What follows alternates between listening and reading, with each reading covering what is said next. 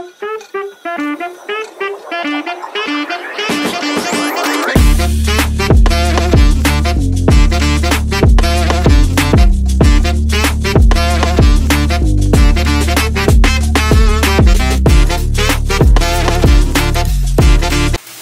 morning. Ito yung nabili kong hipon kanina. Craving kasi ako ng hipon. So, ang ating gagawin ay magluluto ako ng hipon. Oh my God.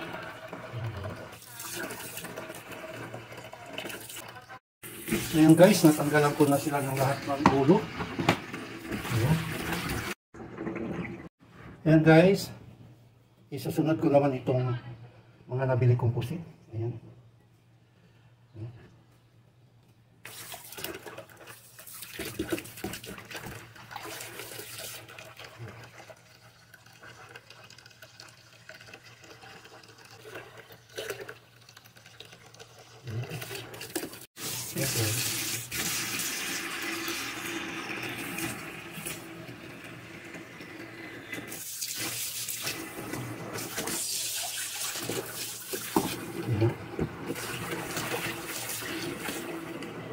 Ayan guys, nahiwa-hiwa ko na yung ano guys, yung pusit.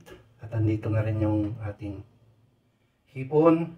Nahihanda ko na rin yung ating mga gagamitin guys, minced garlic, white onion guys. Kung wala kayong white, di yung red onions, whatever. Ito yung murang sibuyas. Mayroon tayong luya at siling pangsigang. Mayroon din tayong isang kutsarang bagong alamang at mayroon din tayong sili. Wala akong nakitang sitaw kaya Baguio beans ang alternate. Mayroon tayong squash, kalabasa, pampalinaw ng mata, at ang malunggay. Ayan guys, ready na guys. Lalagyan ko na lang ang yan guys, asin at paminta, yung mga hipon at saka pusit. Okay, tayo magluluto na. Sisimulan natin ang ating recipe sa paghalabos ng ating ang ating mga hipon guys.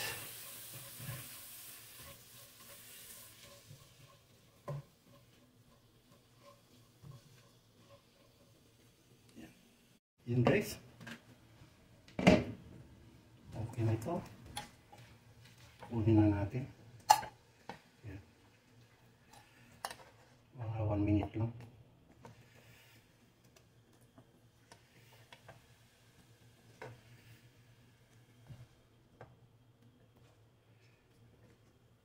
Yan guys, sunod na natin ang ating mga pusit.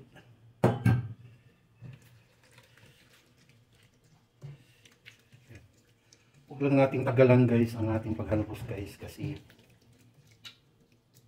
it will become rubberize our squid or pusit. Tapan natin. 1 minute lang.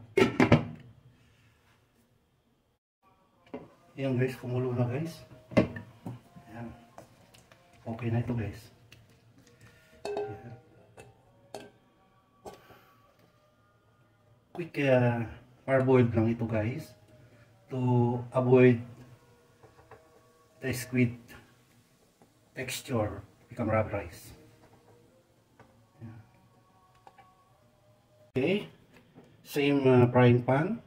Mayroon tayong cooking oil. Maglagay lang tayo ng konti, mga 2 kutsara olive oil,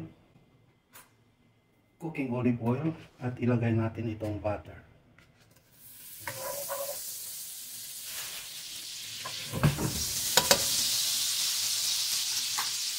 At ilagay na rin natin guys ang ating luya. Ayan.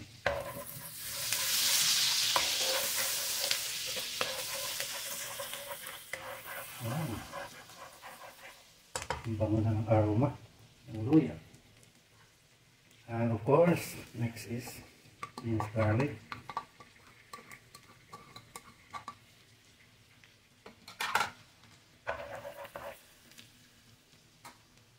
Plus chili guys. Optional guys, only for those who is accustomed of eating delicious food, chili delicious food, or spicy, hot, whatever. Ayan, skip ninyo. Kasi yung mga kasama ko dito mahilig ng sili. Ayan, sunod na natin itong ating white onion. Okay. Pwede natin mag-caramelize. Mag-translucent na yung onions. Kung wala kayong white onions guys, you can use red color, brown color, whatever. As long as it is onion, let's color. Ayan. Ayan.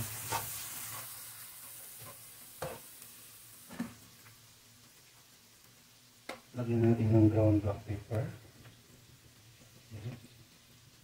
Tantyahan na.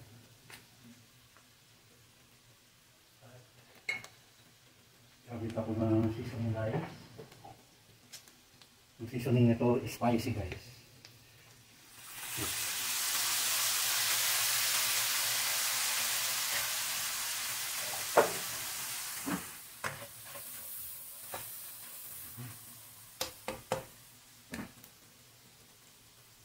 Lagay na natin ang ating sitaw. Kalabasa, sitaw. Haluin natin guys.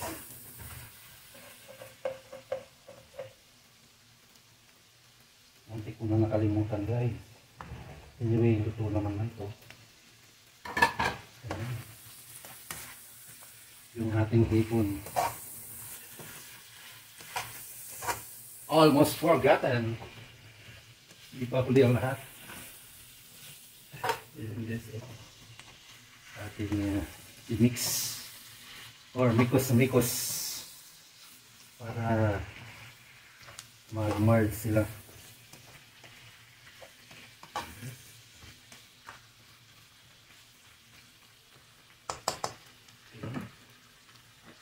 Natakpan muna natin. Okay.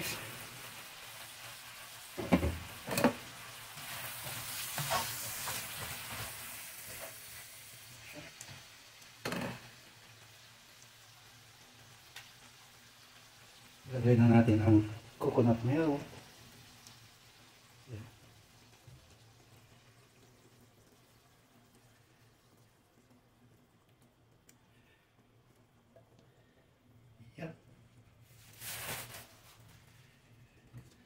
At ilagay ko na itong pork cubes. Yan, sa ayaw ng pork cubes, huwag na pinilagay.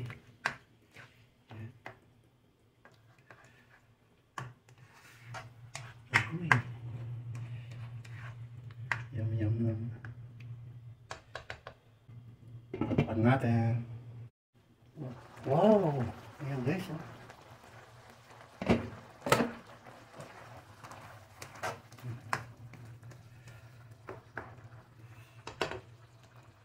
Ilagay na natin ito.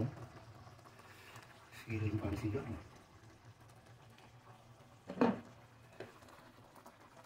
Nalalaputan kayo guys, pwede mong lagyan ng konti po.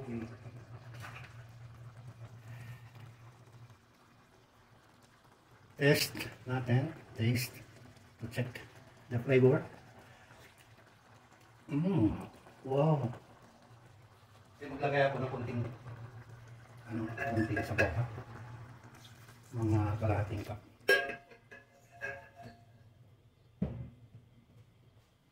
Ayan. Masyadong gravy. Ayan guys. Let it boil. Let's check. Ayan.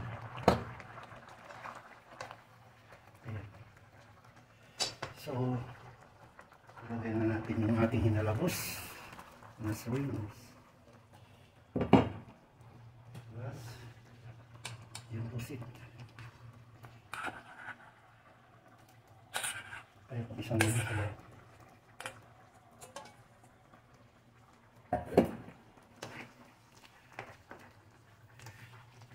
Almost done na ito guys.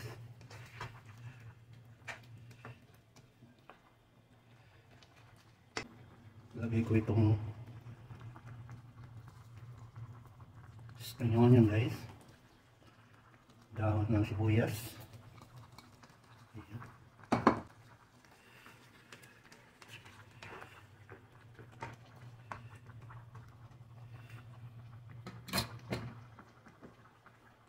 Ang pampinali ay ang malunggay, horseradish. Yan, malunggay guys. Moringa, moringa.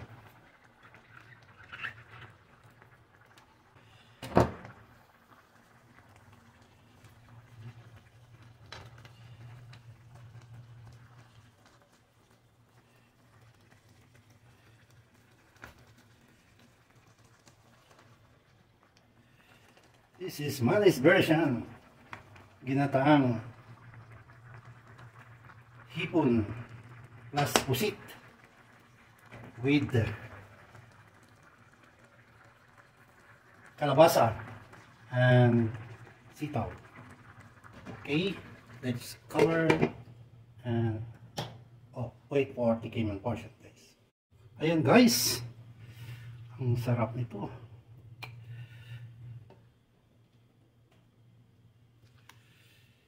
Wow.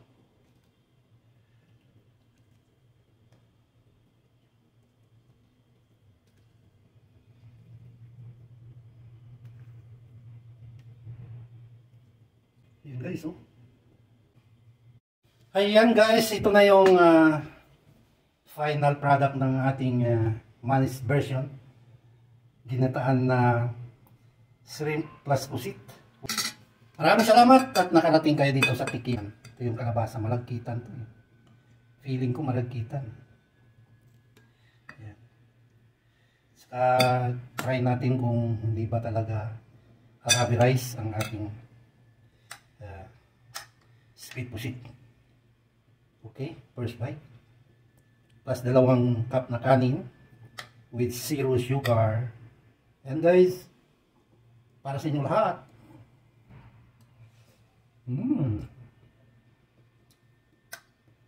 Hindi siya Arabi rice guys. Balik naman. Ang kalabasa guys. Malagkita nga.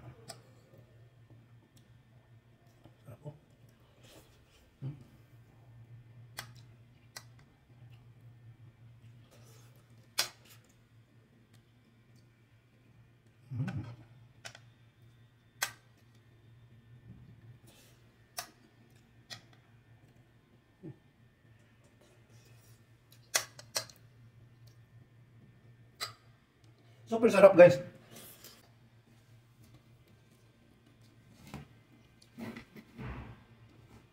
Dali lang naman sa luto.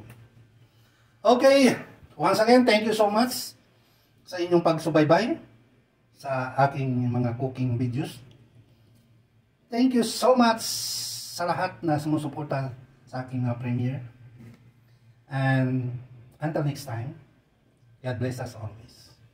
Bye for now. Thank you.